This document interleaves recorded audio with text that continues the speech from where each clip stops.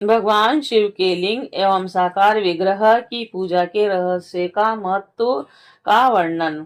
सूत जी बोले, हे सोनक, जो श्रवण कीर्तन और मनन इन तीनों साधनों के अनुष्ठान में समर्थ न हो, वह भगवान शंकर के लिंग एवं मूर्ति की स्थापना कर नृत्य उसकी पूजा करके संसार सागर से पार हो जाता है।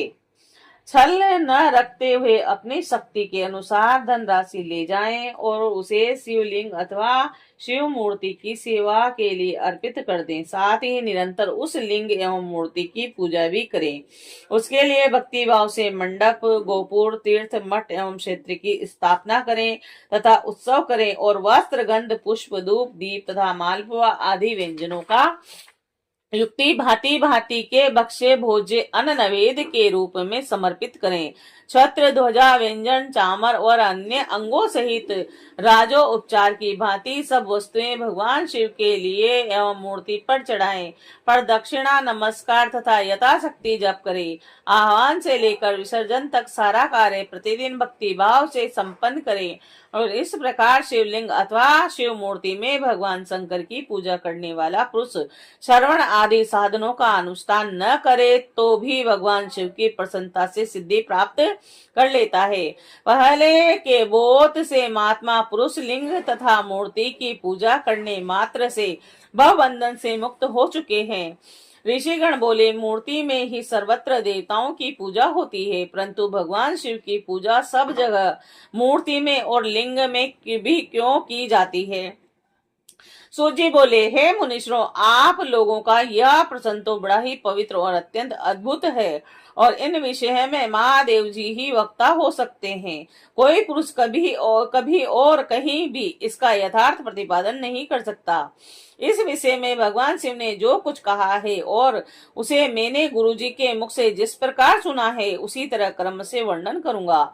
एकमात्र भगवान शिव ही ब्रह्म रूप होने के कारण निष्कल निराकार कहे गए हैं। रूपवान होने के कारण उन्हें संकल्पी कहा गया है, सकल भी कहा गया है और इसीलिए वह सकल और निष्कल दोनों है। और शिव के निष्कल निराकार होने के कारण ही उनकी पूजा का आधारभूत लिंग भी निराकार प्राप्त हुआ है, अर्थात शिवलिंग शिव के निराकार रूप स्वरूप का प्रतिपादक है।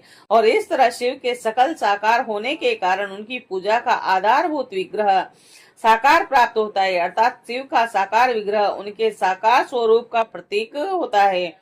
सकल और अकल समस्त अंग आकार सहित साकार और अंग आकार से सर्वथा रहित निराकार रूप होने से ही वे ही ब्रह्मा शब्द कहे जाने वाले महात्मा है। यही कारण है कि सब लोग निराकार और मूर्ति साकार दोनों में सदा सदा भगवान शिव की पूजा करते हैं। शिव से बिन जो देवता है वह साक्षात ब्रह्मा नहीं है, इसीलिए कहीं भी उनके लिए निराकार लिंग नहीं उपलब्ध होता।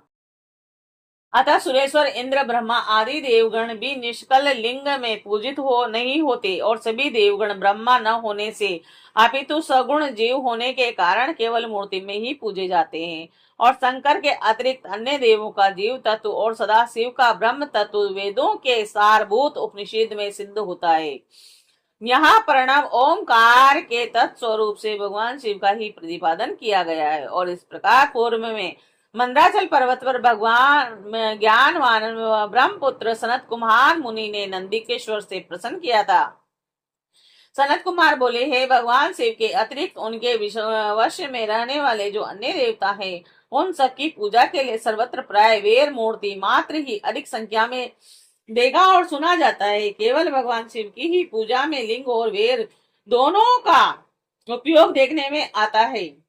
अतः यह कल्याण में नंदिकेश्वर, इस विषय में जो तत्व की बात हो उसे मुझे इस प्रकार बताइए, इससे अच्छी तरह समझ में आ जाए। नंदिकेश्वर बोले, हे निष्पाप ब्रह्म कुमार, हम जैसे लोगों के द्वारा आपके इस प्रश्न का कोई उत्तर नहीं दिया जा सकता, क्योंकि यह गोपनीय विषय है और लिंग अर्थात ब्रह्मा का प्रतीक है। इस विषय में भगवान शिव ने जो कुछ बताया है उसे मैं आप शिव भक्त के समक्ष रखता हूँ। भगवान शिव ब्रह्म स्वरूप और निष्कल निराकार है, इसीलिए उन्हीं की पूजा में निष्कल लिंग का उपयोग किया गया है। संपूर्ण वेदों का यही मत है कि वे ही सकल हैं और इस प्रकार वे ही निराकार हैं, साकार दोनों हैं। भगवान शंकर निष्कल निराकार होते हुए भी कलाओं से युक्त है, इसीलिए उनकी साकार रूप से प्रतिमा पूजा भी लोक सम्मत है। शंकर के अतिरिक्त अन्य देवताओं में जीव तत्व और सगुण तत्व होने के कारण वेद के मत में उनकी मूर्ति मात्र में ही पूजा मान्य है, और इस प्रकार उन देवताओं के आविर्भाव के समय उनका समग्र साकार रूप प्रकट होता है, जबकि भगवान सदाशिव के दर्शन में साकार और निराकार ज्योतिर्रूप दोनों की ही प्राप्ति होती है। सनत कुमार बोले, हे महाभाग, आपने भगवान शिव तथा दूसरे देवताओं के पूजन में लिंग और वेर के प्रचार का जो रहस्य विवाह पूर्वक बतलाया है वह यथार्थ है, और इसीलिए लिंग और वेर की आदि उत्पत्ति का जो उत्तम वृत्तांत है उसी को मैं इस समय सुनाना चाहता हूँ। हे योगेंद्र, लिंग के प्राकट्य का रहस्य सूचित करने वाला प्रसंग मुझे सुनाइए। नंदकेश्वर बोले, हे वत्स, आपके प्रति प्रीति के कारण मैं यथार्थ रूप में वर्णन करता हूँ। सुनिए। लोक विख्यात पूर्व कल्प के बहुत दिन व्यतीत हो जाने पर एक दिन महात्मा ब्रह्मा और विष्णु परस्पर लड़ने लगे। उन दोनों के अभिमान को मिटाने के लिए त्रिगुणातीत परमेश्वर ने उनके मध्य में एक निष्कल स्तंभ के रूप में अपना स्वरूप प्रकट किया। जगत का कल्याण करने की इच्छा से उस स्तंभ से निराकार परमेश्वर शिव ने अपने लिंग चिन्ह के कारण लिंग का आविर्भाव किया। उसी समय वे लोक में परमेश्वर शंकर के निर्गुण लिंग और सगुण मूर्ति की पूजा प्रचलित हुई। शिव के अतिरिक्त अन्य देवों की मूर्ति मात्र की ही कल्पना हुई। वे देव प्रतिमाएं पूजित हो और नित्य शुभ कल्याण को देने वाली हुई, और शिव का लिंग तथा उनकी प्रतिमा दोनों ही भोग और मोक्ष को देने वाली है।